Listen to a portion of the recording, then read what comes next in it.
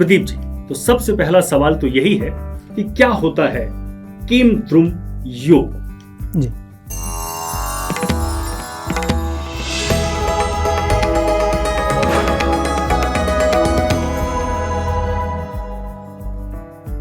तो जब हम केमद्रुम योग की बात करते हैं तो केमद्रुम योग को समझने से पहले हम ये समझें कि केमद्रुम योग किसके कारण बनता है। केमद्रुम योग बनता है चंद्रमा के कारण जी। और ज्योतिष में चंद्रमा को मन का कारक माना गया है, यानी कि हमारे मन का जो कारक है वो चंद्रमा है। तो हमारा जो मन है अगर ऐसा है कि जिसके साथ भी मिलता है उसका रंग ले लेता है। चंद्रमा पानी की तरह है जी, तो हमारा मन भी ऐसा ही है। जैसे आप बच्चे का मन देखेंगे तो एकदम उसके अंदर कोई छल नहीं होता, कोई कपट नहीं होता, जैसी संगत में आप उसको डालोगे वो वैसा रूप ले लेगा। तो अगर हमारा चंद्रमा जिस भी प्लेनेट के साथ होगा उसी की तरह वो बिहेव करेगा।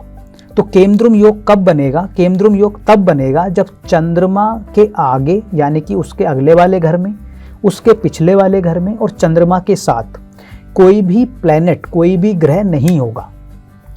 अगर उसके सामने भी कोई ग्रह नहीं हुआ, उसके सामने भी अगर कोई ग्रह नहीं हुआ तो पूर्ण रूप से केमद्रुम योग बन जाएगा। लेकिन अगर सामने कोई प्लेनेट होता है या कुछ प्लेनेट का उसके ऊपर एस्पेक्ट आ जाता है, दृष्टि आ जाती है, तो कुछ हद तक उसका असर कम हो जाता है, लेकिन फिर भी असर रहता है। इसमें एक चीज़ हमें और ध्यान रखनी होगी कि जब भी केमद्रुम योग बनेगा तो वहाँ पे हमको नोड्स को नहीं इंक्लूड करना है। नोड्स यानी कि राहु और केतु। अगर राहु और केतु में से कोई भी प्लेनेट आगे या पीछे है या साथ में बैठा हुआ है तो तब भी केमद्रुम योग माना जाएगा। यहाँ तक कि अगर सूर्य भी साथ है तो आपका अमावस्या का जन्म हो जाता है, तब भी वो केमद्रुम योग की तरह ही बिहेव करता है। तो अगर आपने एक योग सुना होगा, जब गुरु और चंद्रमा साथ आते हैं, गुरु और चंद्रमा जब साथ बैठते हैं तो गज केसरी योग बनता है और उसको ज्योतिष में बहुत ही महत्वपूर्ण और बहुत ही अच्छा योग माना जाता है, जो आपके जीवन में अच्छे परिणाम लेके आता है, आपको हर प्रकार से सुखदायक बन जाता है वो आपके लिए। उसका जस्ट अपोजिट मान सकते हैं केमद्रुम योग। तो जब चंद्रमा अकेले बैठा है तो उसके पास कोई डायरेक्शन नहीं है, उसके पास क्या करना है लाइफ में ना तो उसको ये पता है, किस तरीके से बिहेव करना है ना तो उसको ये पता है, यानी कि कुल मिला के डायरेक्शन लेस हो जाता है। और बीवी रमन अपनी बुक में 12 मिहिर का एग्जाम्पल देते हुए ये लिखते भी हैं कि जो केमद्रुम योग है अगर मिडिल क्लास या लोअर मिडिल क्लास में बनता है तो उतना हानिकारक नहीं होता, लेकिन अगर वो ही राजसिक परिवारों में यानी कि अपर क्लास में अगर वो बन जाए तो ज़्यादा दुखदायी हो सकता है।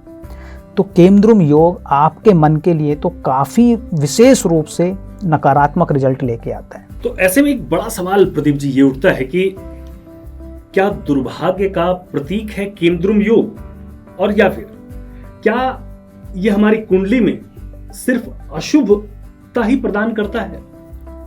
नहीं, पूर्ण रूप से तो हम उसको अशुभता कारक नहीं मान सकते, क्योंकि केमद्रुम योग कुछ हद तक अगर भंग हो गया है आपका तो वो कुछ नेगेटिव परिणाम आपको नहीं देगा।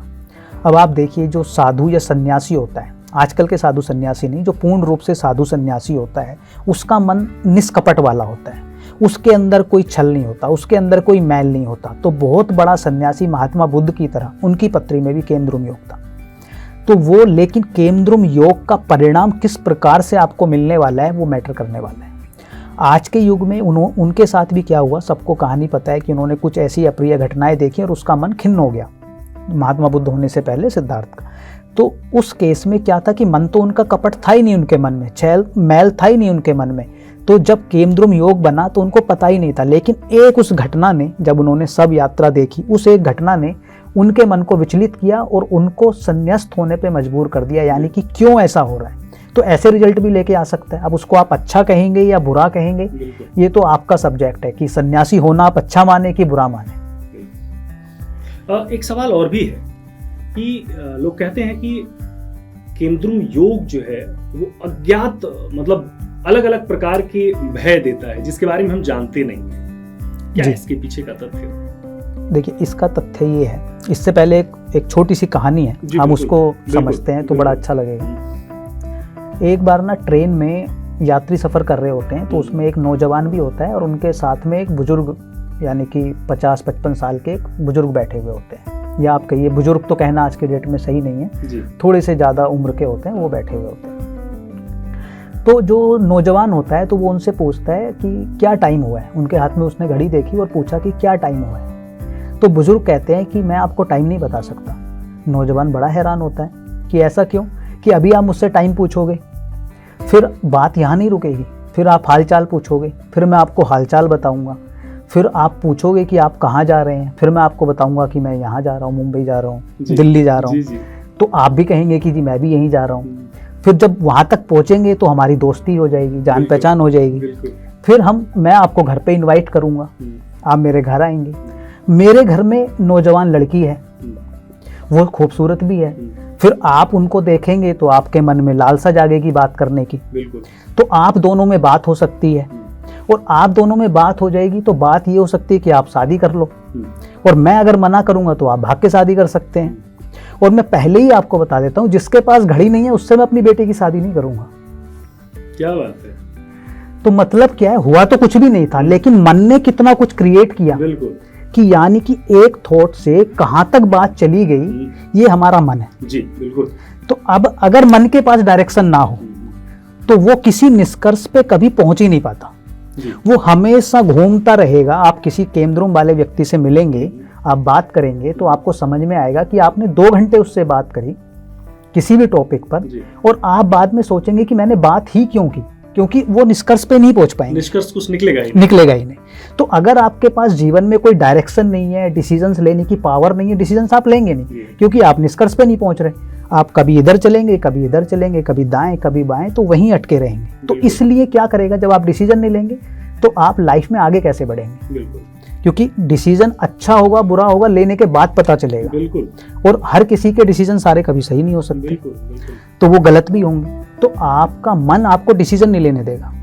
2 और छोटे छोटे प्रश्न जो बहुत जरूरी है। एक तो केमद्रुम योग के बारे में और कौन सी ऐसी सूक्ष्म या बेहद जरूरी बातें हैं जिनका हमें ध्यान रखना चाहिए, और हमारी कुंडली में यदि ये योग बने हुए हैं तो उन योगों को दूर करने के लिए सही, सटीक और सरल उपाय कौन से हैं प्रदीप जी?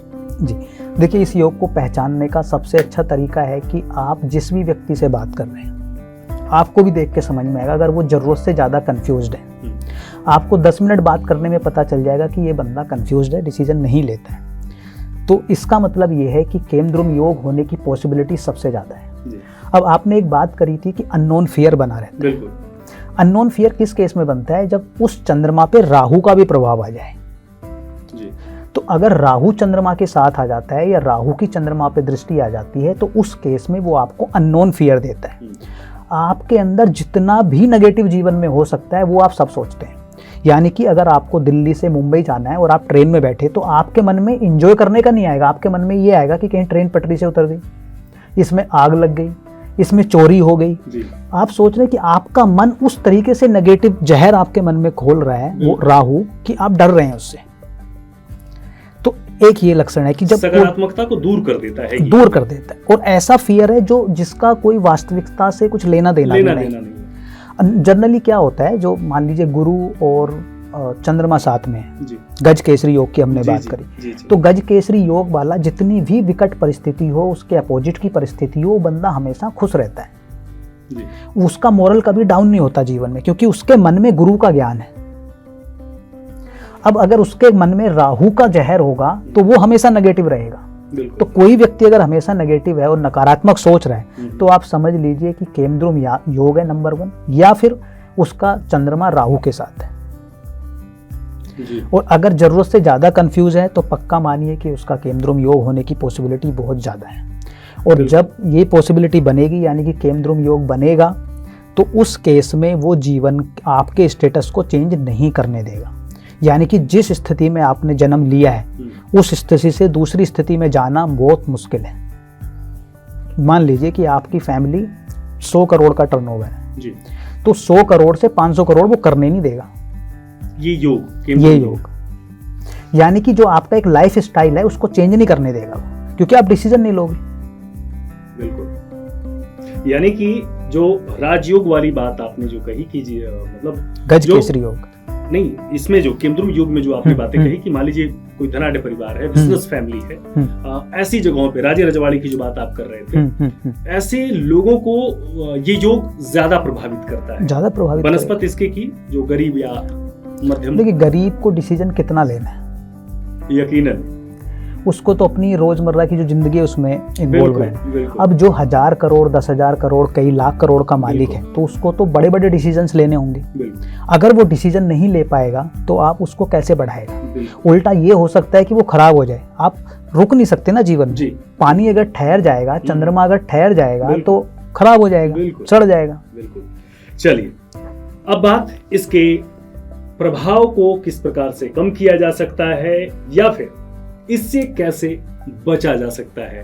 प्रदीप जी, जो सबसे महत्वपूर्ण सवाल है वो यही है कि बाय द वे मान लीजिए कि अगर ये योग कुंडली में बना ही है तो इसके प्रभाव को हम किस प्रकार से कम करें? जी देखिए, इसके प्रभाव को कम करने के लिए आप 2 काम कर सकते हैं। पहला कि भगवान शंकर या भगवान शिव हम कहें तो उनके मस्तक पर चंद्रमा है, वो चंद्र धारण करते हैं। तो अगर आप नियमित रूप से भगवान शिव की पूजा करते हैं, वैसे भी भगवान शिव देवों के देव महादेव हैं, तो अगर वो प्रसन्न आपसे हो जाते हैं, आपकी पूजा से अगर वो प्रसन्न हो जाते हैं, तो वो आपकी लाइफ को 180 डिग्री ट्रांसफॉर्म कर सकते हैं। वही एक ऐसे देवता हैं जो हम मानते हैं कि वो आपके पूरे भाग्य को परिवर्तित कर सकते हैं। तो आपको विशेष रूप से ओम नमः शिवाय का जाप, महामृत्युंजय मंत्र का जाप, दोनों में से जो भी आप कर पाएं, इसके साथ साथ डेली रुद्राभिषेक करना। अपने घर के नॉर्थ ईस्ट में आप शिवलिंग रखिए, वहाँ पर आप डेली रुद्राभिषेक करिए। अगर आप रुद्री पाठ नहीं कर सकते हैं, रुद्राष्टक नहीं कर सकते हैं, तो आप ओम नमः शिवाय का जाप करते रहिए और कम से कम 15-20 मिनट आप जल चढ़ाते रहिए। अगर भगवान शिव की आप पूजा करते हैं तो यकीनन आपको मन की स्थिति में विशेष रूप से लाभ मिलेगा, यानी कि आपकी कन्फ्यूजन्स काफ़ी हद तक कम हो जाएंगी। दूसरा उपाय इसका क्या है कि आपका मन शांत रखने के लिए आपको मेडिटेशन करना चाहिए। अगर आप मेडिटेशन कर सकते हैं तो उससे भी आपको बहुत अच्छे रिजल्ट मिलने वाले हैं। तीसरा उपाय वास्तु से जुड़ा हुआ है कि अपने घर के नॉर्थ ईस्ट को क्लियर रखिए।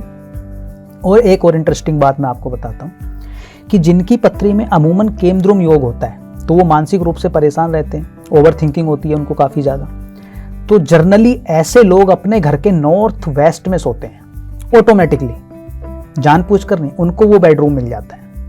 तो आप अपने सोने की स्थिति भी ठीक करिए, यानी कि ऐसी किसी स्थिति में आप ना सोएं जहां पर कुछ नकारात्मक प्रभाव आ रहा है आपके वास्तु का, तो वो वास्तु के हिसाब से उपाय है। तो आप अगर किसी अच्छे जोन में सोएंगे, आप साउथ में सो सकते हैं, साउथ ईस्ट में सो सकते हैं, ईस्ट में सो सकते हैं, नॉर्थ ईस्ट में सो सकते हैं, नॉर्थ में सो सकते हैं। सिर्फ आपको 3 डायरेक्शन में नहीं सोना है, नॉर्थ वेस्ट में, वेस्ट ऑफ नॉर्थ वेस्ट में, साउथ ऑफ साउथ वेस्ट में और ईस्ट ऑफ साउथ ईस्ट में। अगर इन 4 डायरेक्शंस को आप अवॉइड करें, उसके अलावा आप कहीं भी सोते हैं, तो भी आपका मन काफ़ी हद तक कंट्रोल रहेगा। बाकी डिसीजंस लेते हुए आपको जो भी समझ में आता है किसी से कंसल्ट कीजिए, क्योंकि आप तो कंफ्यूज हैं तो आप तो लेंगे नहीं। किसी से कंसल्ट कीजिए और फटाफट डिसीजन लीजिए और आगे बढ़िए लाइफ में। चलिए, इसके अलावा कुछ और भी विशेष उपाय जो हम कर सकते हैं साधारण रोजमर्रा की जिंदगी में? नहीं, रोजमर्रा की ज़िंदगी में तो आप पूजा करिए और डिसीजंस लेते रहिए। इसके साथ साथ आप, अगर आपकी कुंडली में चंद्रमा योग कारक प्लेनेट है तो आप उसका स्टोन पहन सकते हैं। आप उस केस में चंद्रमणि, जिसको हम मून स्टोन कहते हैं, उसको आप पहन सकते हैं चांदी में। अगर वो भी आप पहनते हैं तो उससे भी आपको यकीनन लाभ मिलेगा। ये तो आपने स्टोन बता दिया, क्या कुछ वस्त्रों का भी प्रभाव हमारे जीवन में पड़ता है? किस रंग का कपड़ा हमें पहनना चाहिए, किस दिन पहनना चाहिए, इसका भी हमारे जीवन पे या लाइफ स्टाइल पे कुछ प्रभाव पड़ता है? देखिए, प्रभाव तो पड़ता है, हम ये नहीं कह सकते कि प्रभाव नहीं पड़ता है। लेकिन क्या होता है कि आपकी कुंडली में प्रॉपर किस प्लैनेट को बल देना है, किसको नहीं देना है, क्या वो योग कारक है कि नहीं है, तो उसके बिना हम पर्टिकुलर अगर एक कलर पे आ जाएंगे तो डिफ़िकल्ट हो सकता है। लेकिन हाँ, अगर हम दान के पॉइंट ऑफ व्यू से देखें तो आपको सफ़ेद वस्त्रों का दान करना चाहिए, चावल का दान करना चाहिए, दूध का दान करना चाहिए और पूर्णिमा की रात को विशेषकर आपको वॉक करनी चाहिए। अमूमन मतलब ये सभी के लिए है? सभी के लिए। सफ़ेद वस्त्र या फिर सफ़ेद संबंधित वस्तु कोई भी हो, चंद्रमा से जुड़ी हुई वस्तुओं का हमें दान करना चाहिए। तो ये केमद्रुम योग क्या होता है और उसका हमारे जीवन में क्या कुछ प्रभाव पड़ता है, ये सभी बातें आपने जानी। बहरहाल, आपने ये महत्वपूर्ण जानकारी हमें दी, आप हमारे स्टूडियो में आए, आपका बहुत धन्यवाद। तो इस प्रकार के खास योग, खास जानकारियां, बेहद महत्वपूर्ण जानकारियां जो हमारे आपके जीवन को प्रभावित करती हैं, वो हम निरंतर इसी प्रकार से लेकर आते रहेंगे। फिलहाल मुझे दीजिए इजाजत। नमस्कार।